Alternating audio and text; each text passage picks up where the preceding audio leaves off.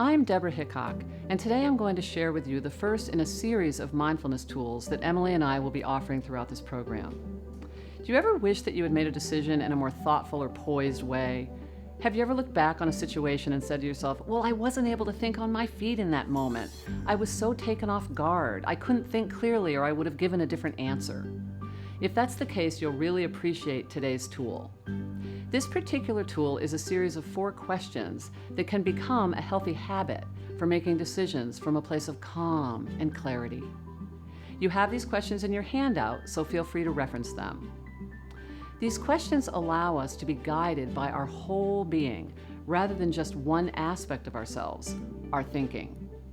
Emily talked in her introduction about how our brains are still wired at a fundamental level for self-preservation, the fight or flight response. Even though most of us are no longer at physical risk each day, this part of the brain, as Emily mentioned, still reacts as if it's threatened, although for most of us, this is now a perceived threat to our psychological or emotional status quo. The questions I'm going to discuss today put us back in touch with our whole selves rather than just our heads. We reconnect with our most powerful messenger, the most pure, clear feedback loop that's always available to us, our bodies. The fact is, most of us are disconnected from the ongoing messages that our body sends us to keep us well and in balance. Our bodies are what connect us to powerful systems that are available for information and guidance all the time. What supports us once we reconnect to our body's intelligence? For one, our intuition, or what neuroscientists now refer to as our second brain. Have you ever actually heard anyone say, you know, I followed my gut and what a big mistake that was? I never have, but I often hear people say, oh, I wish I hadn't ignored my gut if I had only listened to my intuition. Another system is our hearts. This is the place we access our passions and desires, in addition to feelings of empathy and care. With these questions, you'll no longer make decisions and choices exclusively from your head, which is often reeling with compulsive, repetitive thoughts and non-stop competing voices. This creates a very narrow perspective. Think of it like this. It's like driving your car all the time in one gear and at one speed. Rather, our minds become one of several tools available for wise decision making. Our minds are our source for accessing knowledge. Our bodies are our source for accessing wisdom. These questions have been offered and adapted by lots of mindfulness teachers throughout the years. And although there are a variety of iterations out there, they actually vary very little and offer a similar process. It's an ability to return to the present in order to make choices that are balanced and wise. Let's look at the questions one at a time, and you'll be able to see how they work together as one tool that will always be available to you.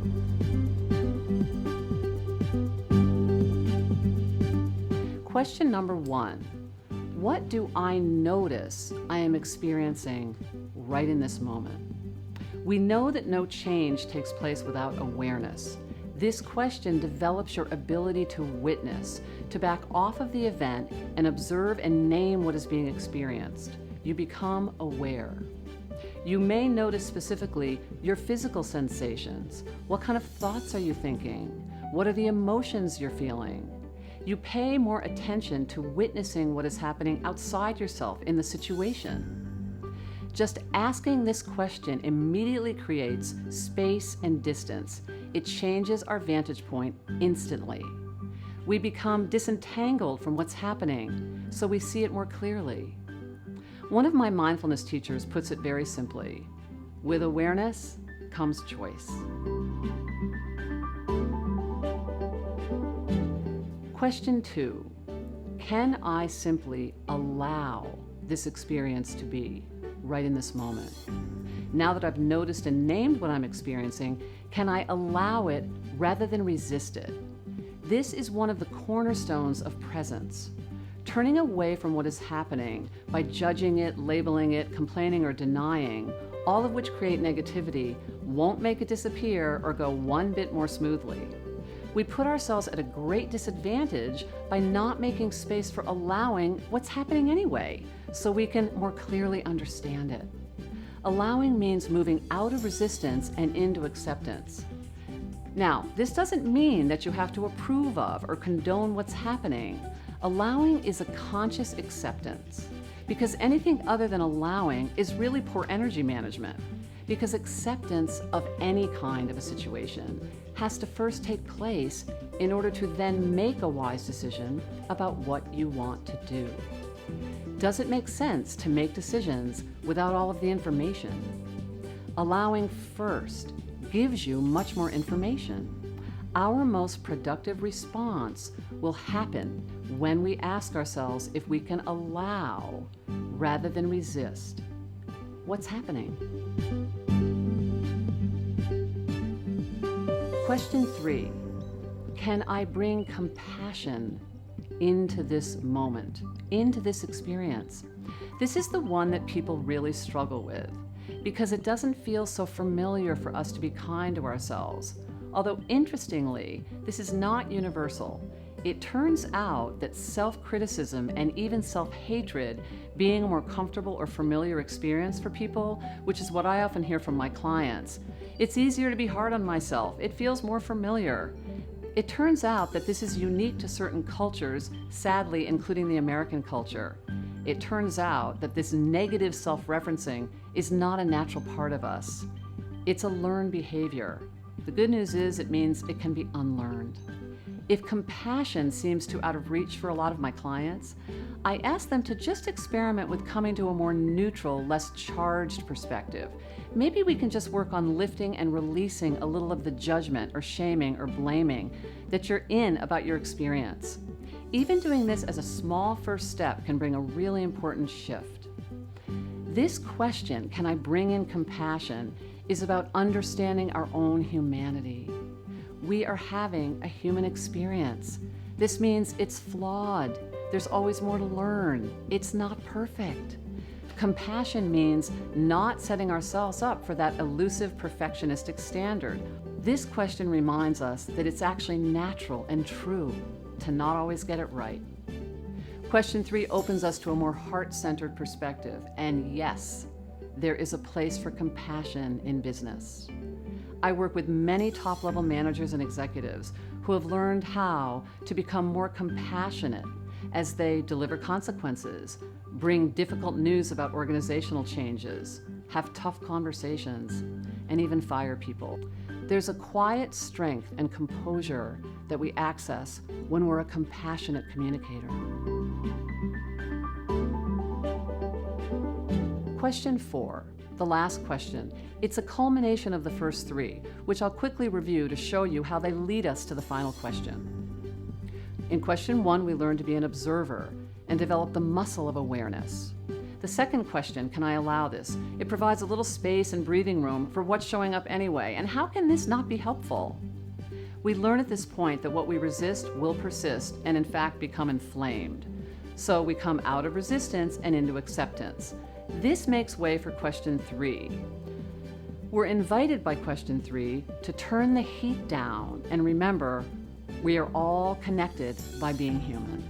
These first 3 questions open the way for the opportunity for what we call in mindfulness right or wise action. And this comes to question 4, which is, what do I need or want to happen right now?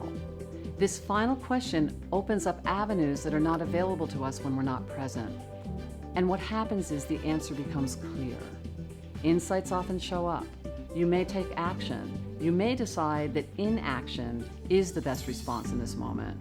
Your body may tell you that you need something. Take a break, move, breathe deeply, hydrate, sleep before you act. This is the opposite of impulsive, non-thinking reactions. Many mindfulness teachers say, and I have found in my own personal experience, that if your mind says one thing and your body says something else, the mind tells the lie and the body tells the truth. I think about a very simple example from my own life in which I wrote an email reply to someone because I was disturbed by something they had sent me. I literally had my finger on the send button because my mind was very clear. Send this thing. I was practicing the 4 questions very consciously back then, and I realized my body was sending a very different message through some physical sensations I was having and a gut feeling. In that moment, I didn't send it. It's all very simple here because it's always about just this moment. I might send it later, I might not, but in this moment, I was getting a different message. These questions keep us clear right now, and that's all we need. It turned out to be a very important choice that created a much more meaningful long-term result for me.